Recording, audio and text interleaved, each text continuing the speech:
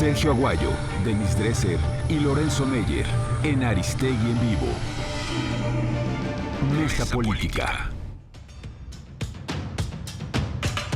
Gracias a Denise, a Lorenzo y a Sergio por estar aquí esta mañana. Y bueno, les propuse retomar para analizar lo que nos ha planteado en su entrevista con Santiago Nieto, nuestro colega Marcos Martínez Chacón. Y si les parece, retomamos estos momentos. Es una entrevista, son dos entrevistas, es una entrevista en dos sesiones, digámoslo así. En la segunda sesión es en donde tiene estos detalles que pudimos obtener grabados gracias a Marcos esta mañana y presentados en el sitio desde ayer. Les propongo recuperar estas partes donde Santiago Nieto está hablando de cómo se está investigando la ruta del dinero en relación a Enrique Peña Nieto, cómo habla de la metodología de abajo hacia arriba y de cuál es su percepción, digámoslo así, que es bastante compartida, de que los grandes eventos de corrupción en el sexenio pasado, pues obviamente conducen hacia el propio presidente de entonces, Enrique Peña Nieto. Está el tema de la investigación en torno a el expresidente, aludiendo lo que ya han investigado en Estados Unidos, en Suiza, lo que relaciona a Santiago Nieto con Collado, por ejemplo. Dice, ¿dónde operaba Collado? Pues en Andorra. ¿Dónde operaban los circuitos financieros de otros personajes? Pues en Suiza, en las Islas Vírgenes. En fin, es un acercamiento muy importante a lo que está ocurriendo en estos momentos desde la Unidad de Inteligencia Financiera. Ya no digamos lo que deja ahí para que nos informe algún momento de estos, esperemos que pronto, la propia Fiscalía General respecto a una presunta red de extorsión desde Los Pinos de Peña Nieto con Humberto Castillejos como operador principal, según los informantes de Santiago Nieto. Denis, Lorenzo, Sergio, dejamos correr estos fragmentos. Lo que estamos haciendo es, insisto, la reconstrucción de abajo hacia arriba. Entonces, las ligas te tienen que llevar. Entonces, Lozoya, ¿dónde estaba operando? Pues en España, estaba operando en Estados Unidos, estaba operando en Suiza, en Islas Vírgenes. ¿Dónde operaba Collado? En Andorra. Entonces, a partir de ahí hay que armar. Es un tema metodológico y pedir información a esos países para poder tener la información. Hay que avanzar. Algo muy importante, también nuestra competencia prescribe a los 10 años. Entonces, es decir, los delitos financieros, sí, nosotros podemos actuar ahorita de 2009 a 2019. En realidad sería pues, la parte final del gobierno de Calderón y la parte de todo el gobierno de Peña Nieto. Esa sería nuestra competencia. Por eso las cosas se han enfocado al tema de Peña Nieto. Más hacia atrás pues, no tendría sentido, ¿no? O sea, Salinas de Gortari pues, no, ya estaría prescrito. No es que de la UIF fuera gente a extorsionarlos, a los empresarios, a los que estaban con las cuentas bloqueadas. Es que venían los despachos de Los Pinos, los contactaban a la gente que estaba bloqueada, pues la pregunta es cómo podían tener esa información, y a partir de ahí se generaba el caso. Jurídico Humberto Castillejos operaba a través de una serie de despachos. Nazario, Ruiz, Cuello Trejo, etc. Estos eran los despachos que se encargaban de defender a las personas en contra de la UIF. Lo que necesitamos es simple y sencillamente que el Ministerio Público compruebe que en esos 722 casos no estaban asegurados, no había un aseguramiento del Ministerio Público y que algunos ni siquiera estaban denunciados. Con eso se acreditaría la responsabilidad. Pues yo creo que Peña Nieto estaba enterado de cualquier acto de corrupción, de los grandes actos de corrupción. Este era un acto a lo mejor chico, si lo comparamos con la estafa maestra o si lo comparamos con Odebrecht, ¿no? Si lo comparamos con el viaducto bicentenario, el circuito exterior mexiquense, pues sí, hubo mayores actos de corrupción y yo no encuentro de qué forma Peña Nieto no pudiera estar enterado.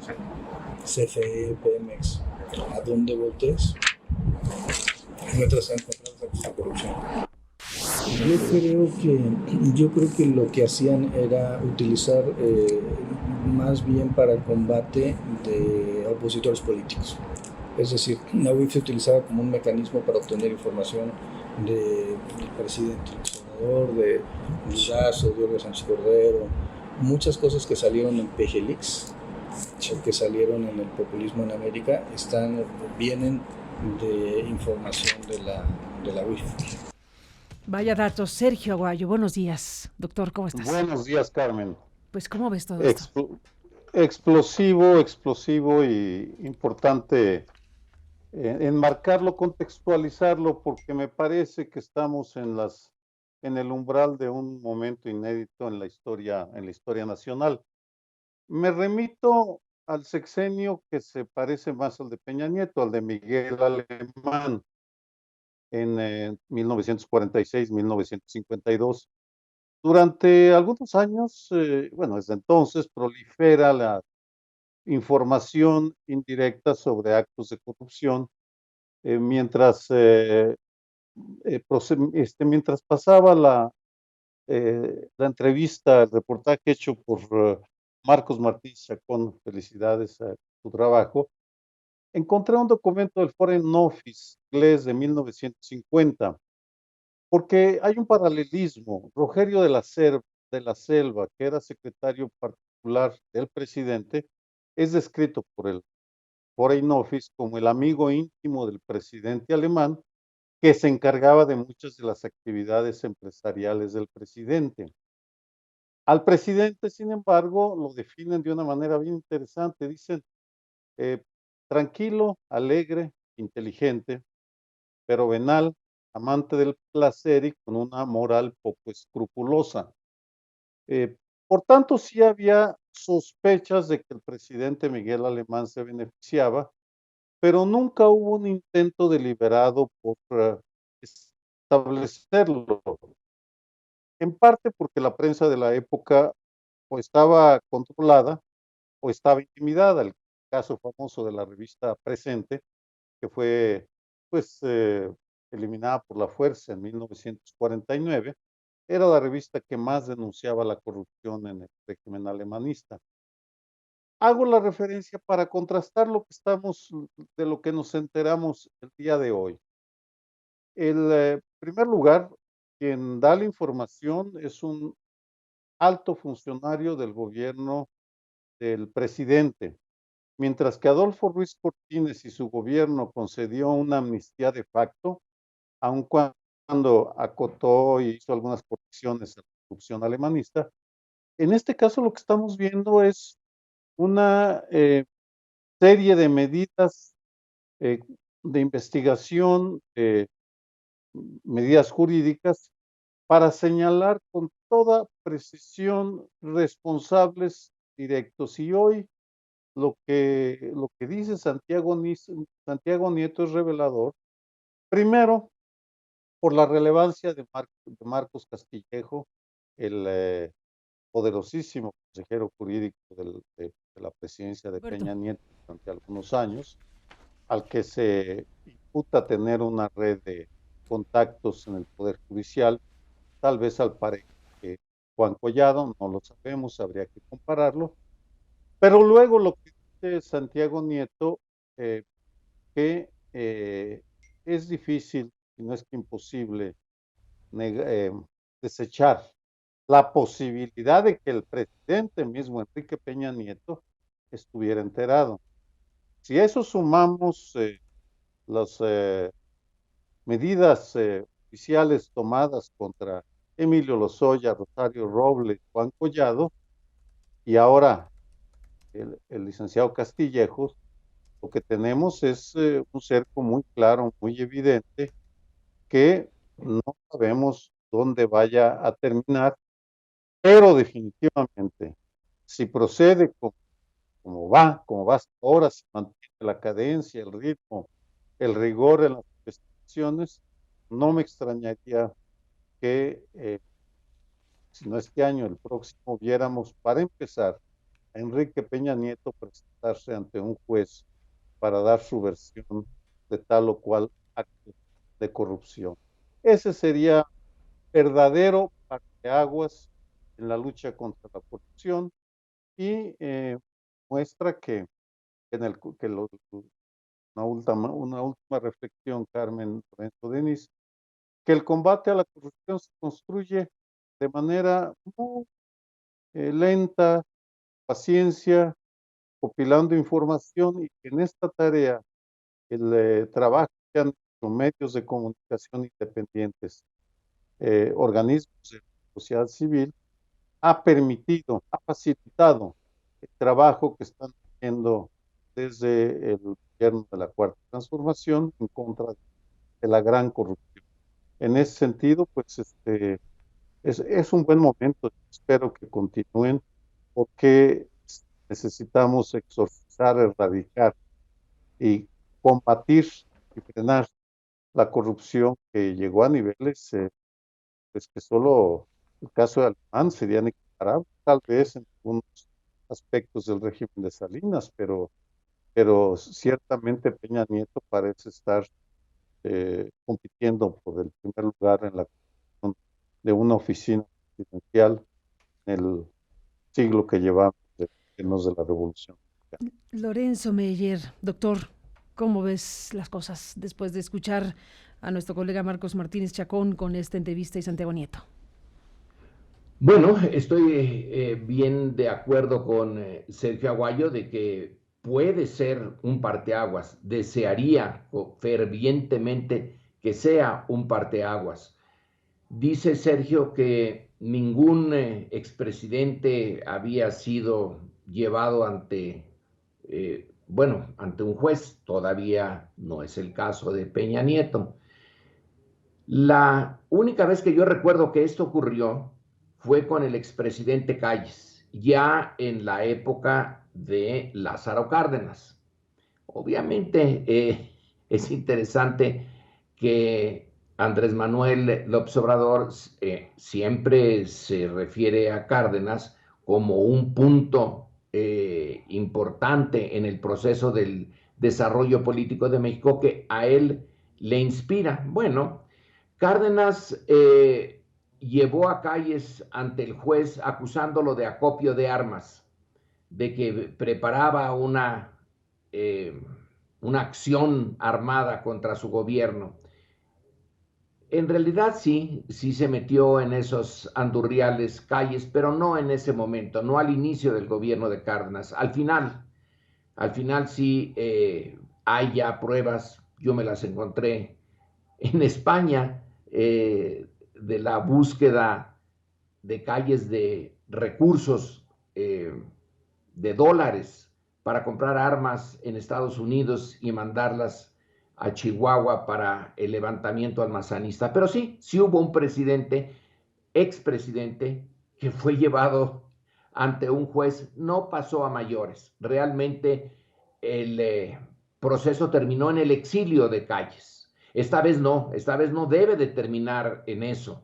Esta vez debe de ser a fondo, porque una vez destapado esta caja, este explosivo conocimiento de las entrañas de la corrupción, si se detiene a la mitad, quizá hubiera sido preferible nunca intentar destapar esa caja de Pandora, porque revertiría hacia el gobierno de Andrés Manuel López Obrador. Así que la lógica está en que esto siga, y puede seguir porque, bueno, Santiago Nieto es parte del gobierno federal, pero está pasando su información a la Fiscalía, que, como ya se ha repetido ad infinitum, es independiente. Aquí es donde vamos a ver la naturaleza de su independencia.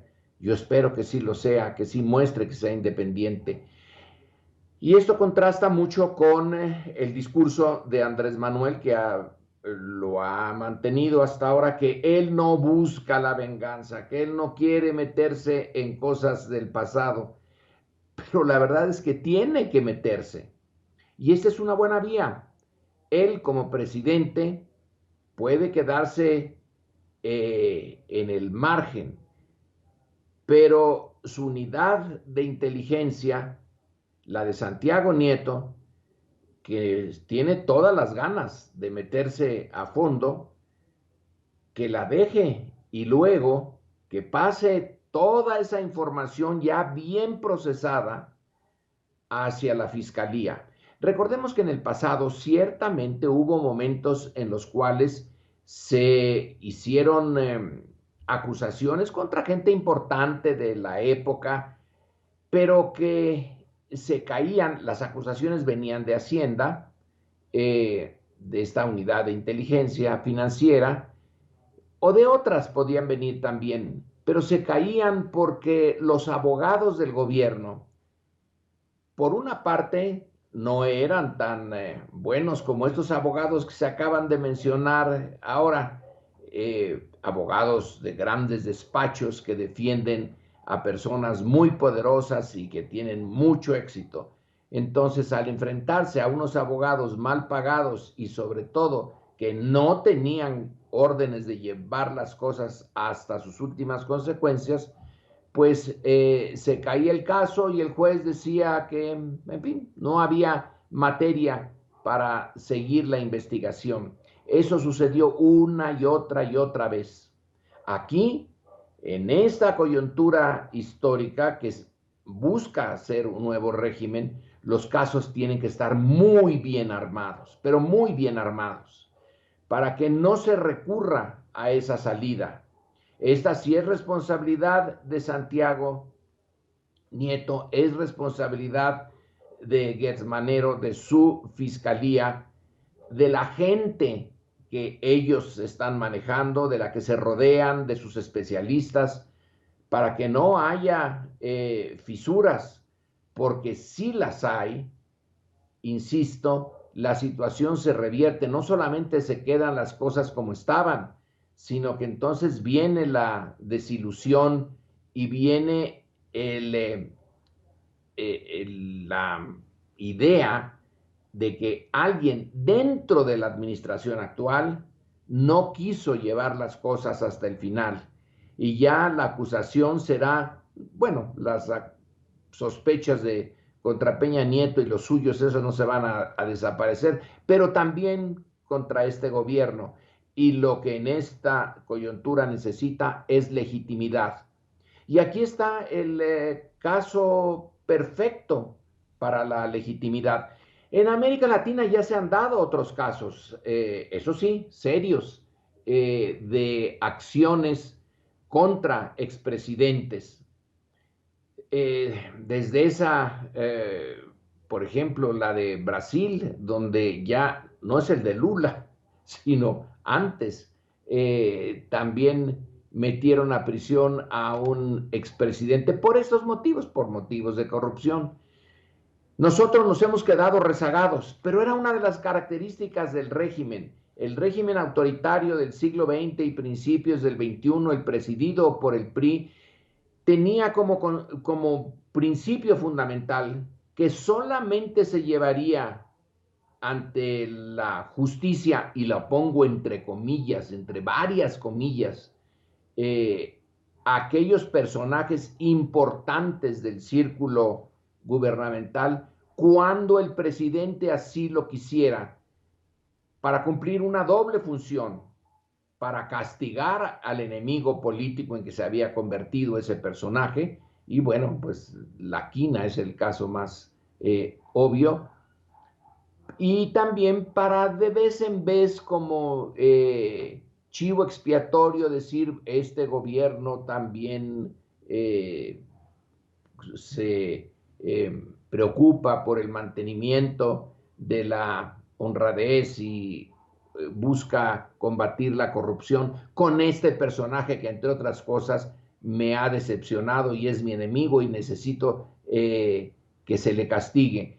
Entonces esos castigos eran no para sanear el sistema político mexicano, sino para reafirmarlo, para que todos supieran que en última instancia el gran poder presidencial, el que les había dado el puesto, el que les había abierto las oportunidades, el que había presidido la corrupción normal del régimen, podía, si se le desacataba, se le desobedecía, si caía en desgracia, podía irse en su contra usando las armas que generalmente no usaba, que estaban empolvadas en su arsenal, que eran las armas contra la corrupción, pero que en casos específicos las sacaba y el sistema funcionaba incluso mejor que antes, porque durante un tiempo, vaya que si nos recordamos, Carmen, a el gozo de ver a la Quina en la cárcel o a Elba Ester Gordillo, todo el mundo aplaudió esa decisión, pero esto debe de ser distinto.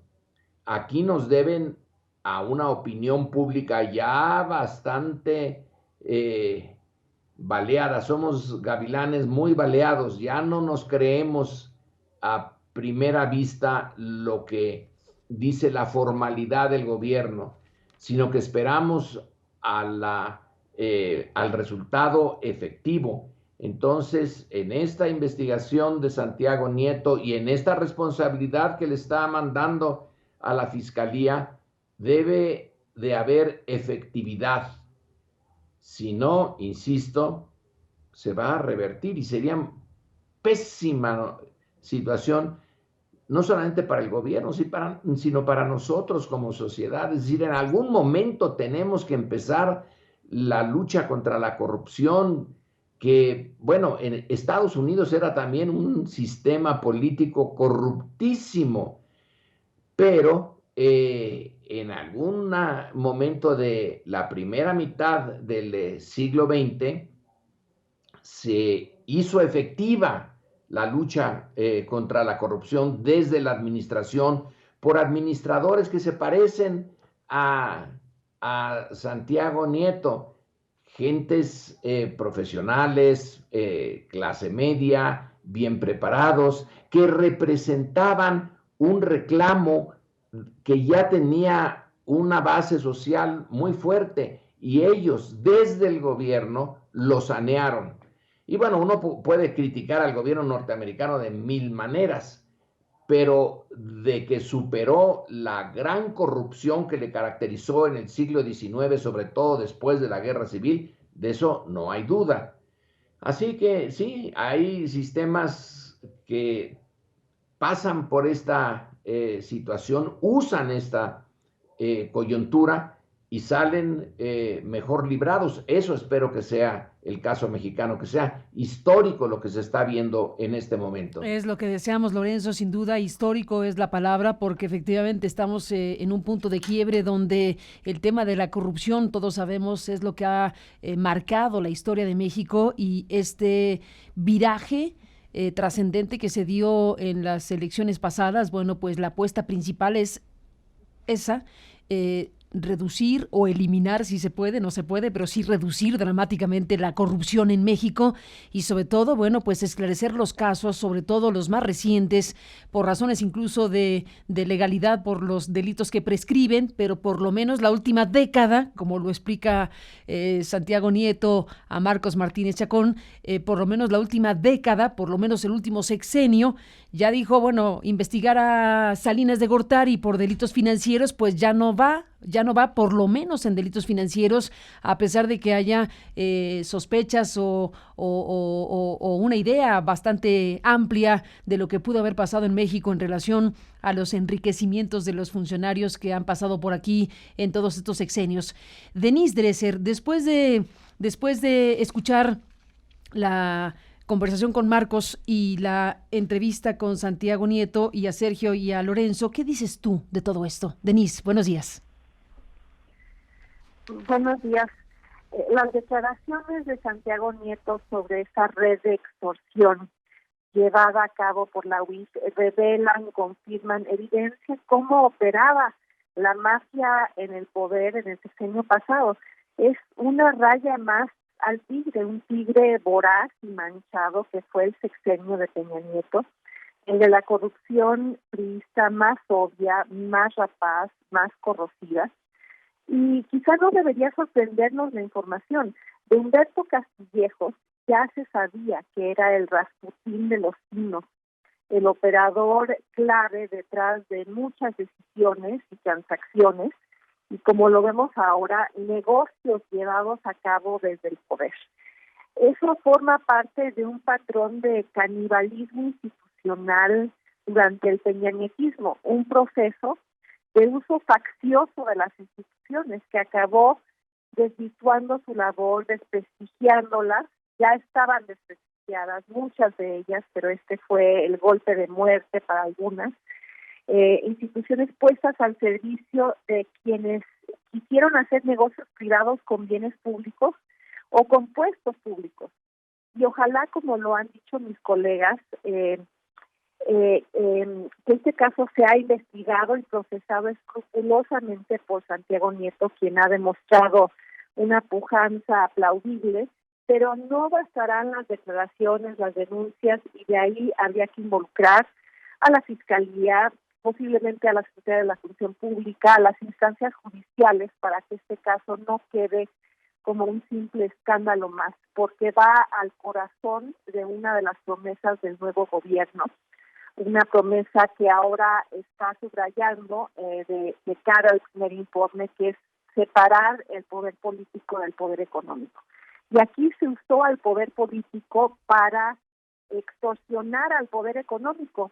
Y habría que no solo exhibir este modus operandi, sino también castigarlo.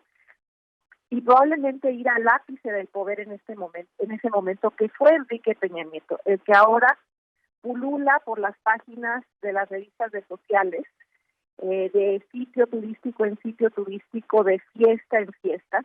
Ese sí, feliz, muy feliz, porque parecería que va a permanecer impune, y eso debería ser motivo de preocupación para la Fiscalía, y un tema que no debería ser decidido por voluntad presidencial o consulta popular, sino por la aplicación estricta de la ley, Carmen. Sin la menor duda. Y bueno, aquí déjenme destacar, Lorenzo, Denise, Sergio, déjenme destacar la importancia de todo esto de las personas que deciden colaborar. La importancia de gente que haya estado en las tripas del asunto y que decida hablar. Es muy importante todo lo que dijo Santiago Nieto en la charla con en las conversaciones con Marcos Martínez Chacón. Yo destaco esa parte donde, cuando se refiere a esta presunta red de extorsión desde la propia Presidencia de la República, desde la propia Consejería Jurídica del gobierno de Peña Nieto, utilizando a la UIF, si todo esto, como apunta, es algo que involucra el congelamiento y descongelamiento de 722 cuentas, no queda claro todavía, porque lo tendrá que resolver el Ministerio Público, si había o no razones ante el Ministerio Público para eso. Pero bueno, más allá del asunto, yo destaco que hay 3 informantes que los describe Santiago Nieto, que le han contado a la Unidad de Inteligencia Financiera los detalles de la presunta red de corrupción y de extorsión. Esta explicación que da involucra a despachos de abogados de altísimo nivel en México. Ya los mencionó el propio Santiago Nieto. Hizo referencia a Nazar, hizo referencia a Ruiz. No dice el segundo apellido, pero hay un Ruiz muy vinculado a Los Pinos de sexenio pasado. Mencionó a Cuello Trejo como los despachos de los personajes que se vieron atrapados con el bloqueo de sus cuentas. Y lo que dice Santiago Nieto es cómo se enteraron que estaban las cuentas en este proceso. Entonces, tenemos aquí algo que, para efectos de el momento que vive México, es muy importante: la gente que decida hablar, tal como lo hicieron algunos rectores, por ejemplo, con la triangulación de recursos conocida como la estafa maestra, tal como lo han dicho algunas otras personas cobijadas pues en el anonimato, pero que han colaborado con datos e informaciones muy relevantes.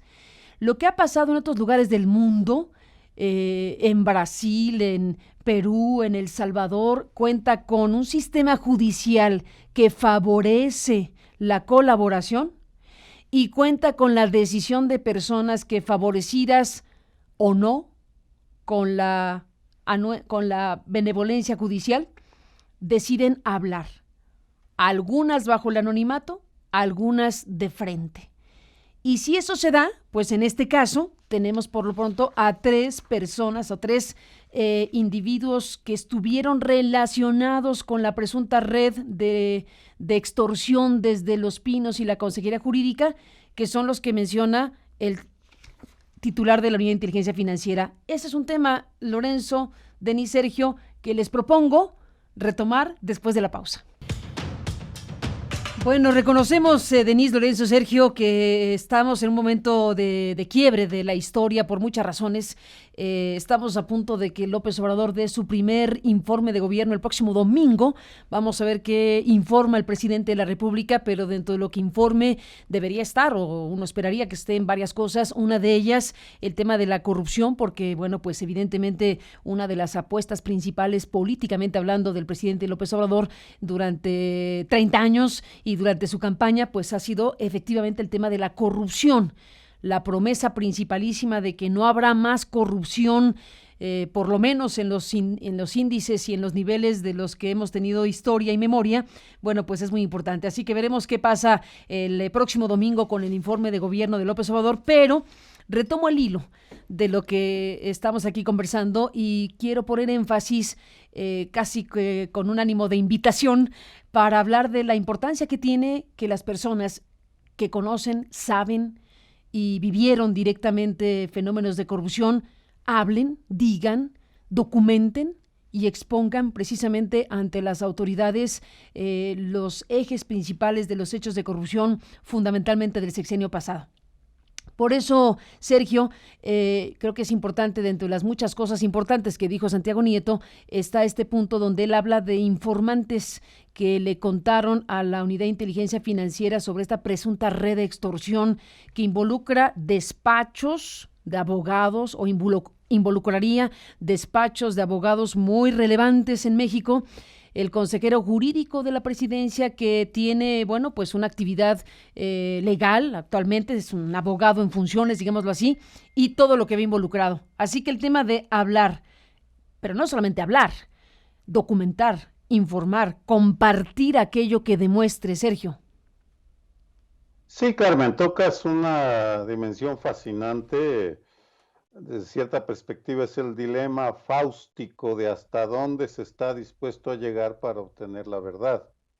Y en este caso, pues los informantes son personajes que estuvieron involucrados de una u otra manera, no lo sabemos, en actos de corrupción.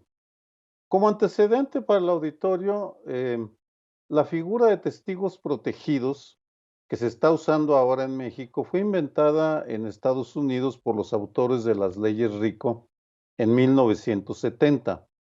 La lógica de estas figuras era romper el férreo cerco de la ley del silencio o omertá, que regía la vida de las mafias estadounidenses. El razonamiento era, si logramos que alguno de los grandes involucrados, de los capos, de los segundos de a bordo, generalmente fueron los segundos de a bordo los que empezaron a hablar, si logramos que rompan el juramento de silencio que hicieron en el ritual en donde les quemaban en las manos a un santo con una gota de sangre y decían que jamás iban a hablar y si hablaban podían ser asesinados, bueno, esa figura de testigos protegidos les funcionó para que en la década de los años 80, sobre todo, empezaran a tener una cascada de arrepentidos, como se les dice en Italia, los pentiti, los que se arrepintieron, los que estuvieron dispuestos a hablar, no porque quisieran ganarse la gloria o porque les autorizaran ser enterrados en Camposanto, porque también la iglesia se endureció, la iglesia católica, y ya no los quería enterrar en Camposanto, sino que los mandaba fuera a los cementerios laicos, era una defensa, porque a cambio de hablar obtenían una serie de privilegios, digamos en las cárceles de alta seguridad o de reducción en las penas.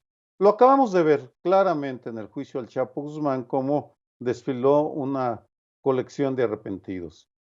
En México ya tienen años utilizándose esta figura en el combate al crimen organizado, con resultados desiguales. Lo que estamos viendo ahora, y este es el punto que quiero resaltar, es la utilización explícita abierta para combatir la alta corrupción, no la corrupción del presidente municipal o del inspector de Hacienda o de salud, sino la alta corrupción que involucra a políticos, empresarios de alto nivel, despachos de abogados, banqueros, en fin, una playa de la élite de los que habitualmente salen en las páginas de sociales. Y en este sentido, esto también es, el nivel al que se está utilizando es novedoso y valdrá la pena luego ir viendo quiénes son los arrepentidos. Y aquí hasta podríamos discutir cuál será el primer arrepentido al nivel de gabinete, y allí pondría a los 4 indiciados presuntos responsables, que ya sabemos, Rosario Robles, Emilio Lozoya, Juan Collado, y ahora añadiría al abogado Castillejos, porque evidentemente lo tienen en la mira. Una última reflexión tiene que ver con los personajes, el equivalente a los jueces de las manos limpias italianas, o Rudolph Giuliani en Estados Unidos, o a Sergio Moro en Brasil cuando era Mejor un héroe Falcón y en no, Italia.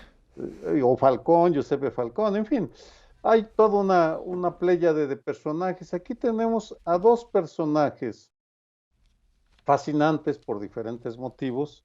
Santiago Nieto, joven, impulsivo, mediático, muchísimo más mediático que su contraparte en la Fiscalía General de la República, Alejandro Gertz Manero, porque no se olvide, Santiago Nieto puede hacer la investigación, pero no puede consignar penalmente.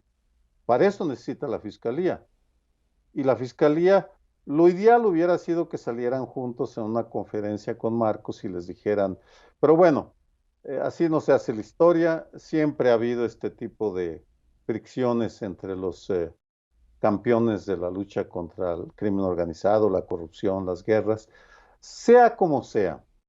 Lo importante es que Santiago Nieto ya aventó una bomba mediática y corresponderá a la Fiscalía ahora darle seguimiento jurídico. Creo que sí lo va a hacer porque ya no hay una dinámica muy difícil de romper, aunque luego Gertz Manero critique, proteste, se inconforme con la manera tan mediática que actúa Nieto. Recuerdo una entrevista en proceso con él bien reveladora en este sentido, pero en fin, Carmen, por muchas razones estamos ante algo inédito y pues es un privilegio poder acompañar con algo de contexto el significado de esta entrevista que en exclusiva difundiste hoy por la mañana. Felicidades a ti, a tu equipo y a Marcos. Gracias, Sergio. Pues sí, los 2 grandes personajes en este momento sin duda coincidos son Santiago Nieto y Alejandro Gertz Manero. Esa dupla, esa responsabilidad del Estado mexicano focalizada en 2 personajes con estas características, ambos fuertes, ambos parecen definidos a ir adelante, y eso es lo que les pedimos como sociedad, me parece. Así que, Lorenzo, bueno, me quedo con esta parte sobre lo que puede venir en México si las personas que saben, conocen y pueden ayudar a demostrar hablan y participan y colaboran de la manera que sea con las propias autoridades. Carmen, quiero aprovechar este momento para ir al caso concreto, la extorsión por parte del Estado o de unos personajes en el Estado a gentes privadas que tienen dinero y que les bloquearon sus cuentas y que para desbloquearlas entonces se les pide una colaboración en pesos y centavos. Esto viene de muy atrás. Por ejemplo, en el momento en que en la lucha contra Victoriano Huerta de los revolucionarios incautan haciendas de gentes que apoyaron el golpe contra Madero, que apoyaron a Huerta, esas haciendas podían haberse repartido como un elemento central de la reforma agraria, pero en el carrancismo se decidió devolverlas a sus dueños. Y hay en el archivo del general Juan Barragán, cercanísimo a Carranza, un general siempre muy bien vestido, de muy buena figura, como algunas de las personas que estás presentando aquí. Claro, los que están oyendo el programa no las ven, pero en tu sitio, pues bueno, este grupo del que estamos hablando, están perfectamente arreglados, hasta parecen gente decente. En esta coyuntura hay unas correspondencias en el archivo de Barragán entre él y su padre, donde se dice, bueno, a fulano de tal que se le quitó tal hacienda, hay que devolvérsela, por eso viejo hijo del tal por cual, hay que pedirle que pague antes, que nos pague tantos y tantos pesos, y entonces se le devuelve. Así que esta idea de te desbloqueo las cuentas, pero necesito un estímulo para hacerlo, viene de muy atrás. Los gobiernos, nos diría Marx, son el comité ejecutivo de la burguesía, pero a veces se vuelven contra la burguesía. Son como tiburones algunos de sus dirigentes, que cuando ven herido a un burgués o a alguien con dinero, se van sobre de él, pero huelen sangre y ahí van, y entonces se produce esto de la extorsión con la idea de que no les va a pasar nada. Bueno, en esta ocasión puede que sí le suceda, y aquí los testigos, los que hablen desde dentro, los que fueron extorsionados o los que supieron de la extorsión y que den datos a Santiago Nieto, se requiere un compromiso por parte de la autoridad que no siempre es fácil de cumplir, y es el de su seguridad. Estos personajes que van a ser afectados por las revelaciones pueden cobrársela.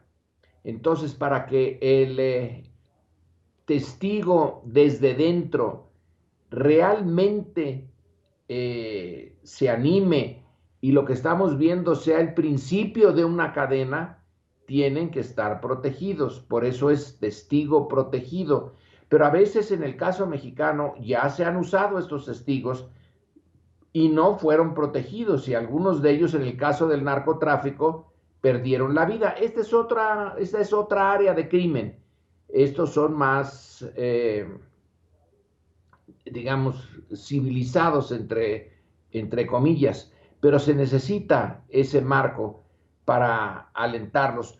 Tú, cuando estabas en MBS, tuviste esta oferta de una organización holandesa que permitía hacer la denuncia, que conocía pues desde dentro los detalles, hacía la denuncia, pero quedaba tan encriptada que imposible saber quién la hizo.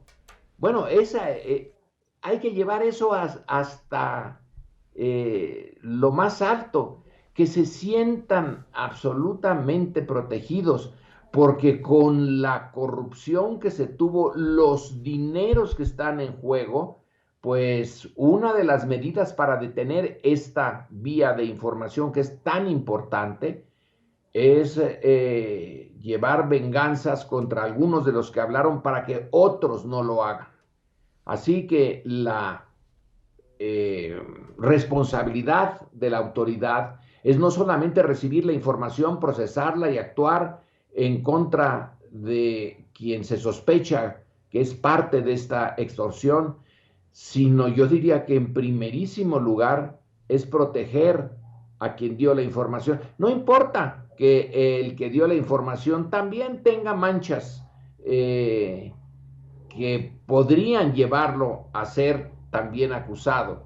El punto es que en esta coyuntura, para deshacer el nudo gordiano, se necesita de personas que, aunque hayan sido cómplices y tengan en su conciencia algunos actos de corrupción, si dan la información necesaria, adecuada y funciona, tienen derecho a pedir y a que se les dé toda la protección, todo el anonimato, que a veces puede no ser posible porque se sospecha, bueno, esto solamente lo sabían 2 o 3 personas, no hay más, y el afectado sabe quiénes sabían.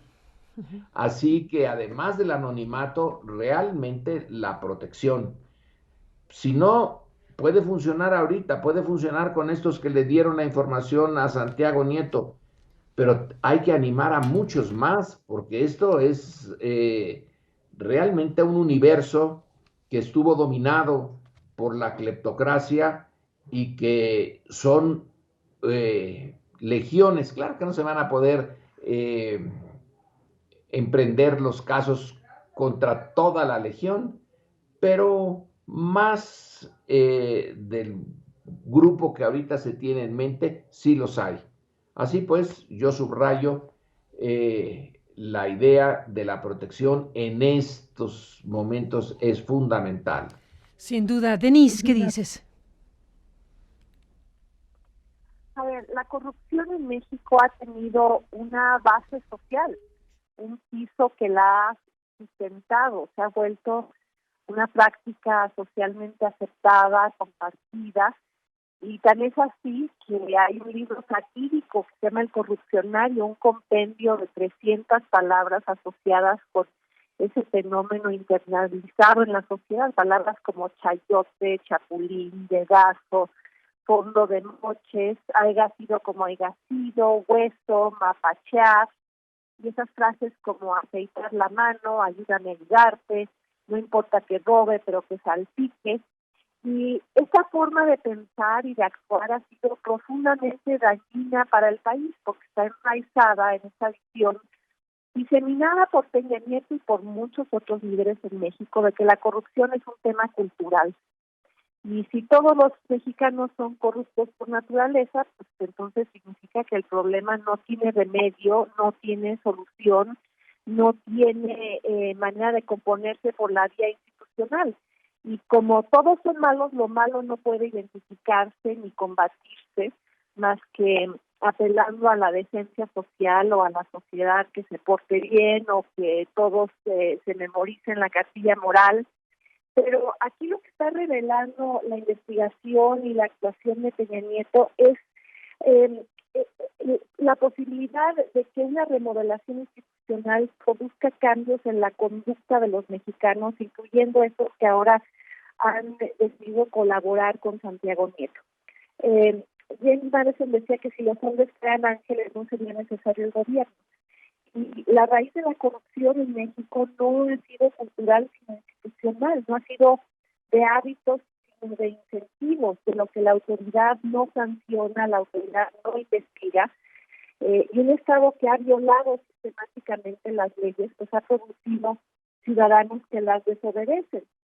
Y por eso lo que está evidenciando este caso es cómo el combate a la corrupción necesariamente transita por una renovación institucional que implica investigaciones como las que se están haciendo, pero también castigos e incentivos para ser un ciudadano que suena en silbato, los famosos whistleblowers protegidos, los que ahora están colaborando con la UIF y Santiago Nieto.